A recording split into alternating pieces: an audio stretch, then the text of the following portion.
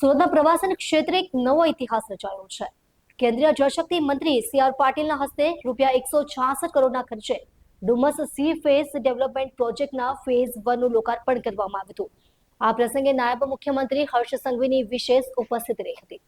કેન્દ્રીય મંત્રી સી.આર. પાટીલના હસ્તે આ પ્રોજેક્ટનું લોકાર્પણ કરવામાં આવ્યું હતું। આ પ્રસંગે રાજ્યના નાયબ મુખ્યમંત્રી હર્ષ સંઘવી ખાસ ઉપસ્થિત રહ્યા હતા। કાર્યક્રમમાં સુરતના મેયર દક્ષેશ માવાણી, મનપા કમિશનર, સાંસદ મુકેશ દલાલ તેમજ વિવિધ ધારાસભ્યો અને કોર્પોરેટરોએ પણ હાજરી આપી હતી।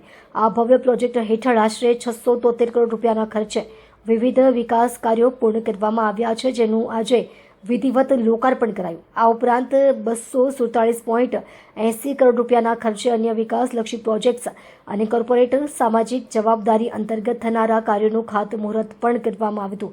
આ પ્રોજેક્ટ 3 તબક્કામાં તૈયાર થશે, જેમાંથી પ્રથમ તબક્કો આજથી જ લોકો માટે ખુલ્લો મુકાયો છે। અહીં લોકો માટે વોકિંગ, મેડિટેશન અને યોગા કરવાની આધુનિક સુવિધાઓ ઊભી કરવામાં આવી છે। આયોજન મુજબ એક સાથે 25,000 લોકો આ સી ફેસ પર ફરી શકે તેવી વ્યવસ્થા કરવામાં આવશે।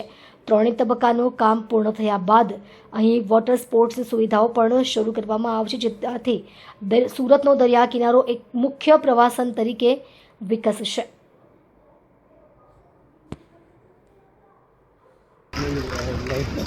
मैचનો સમય નજીક આવી રહ્યો છે। આપ સૌ લોકો વિચારતા હશો કે કાર્યક્રમ ક્યારે પૂર્ણ થાય અને જલ્દીથી આપણે સૌ લોકો ટીવી સામે ક્યારે બેસીએ।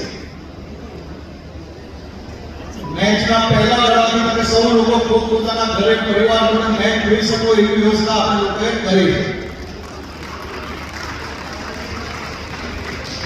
હું સર્વપ્રથમ શહેરના સૌ નાગરિકો વતી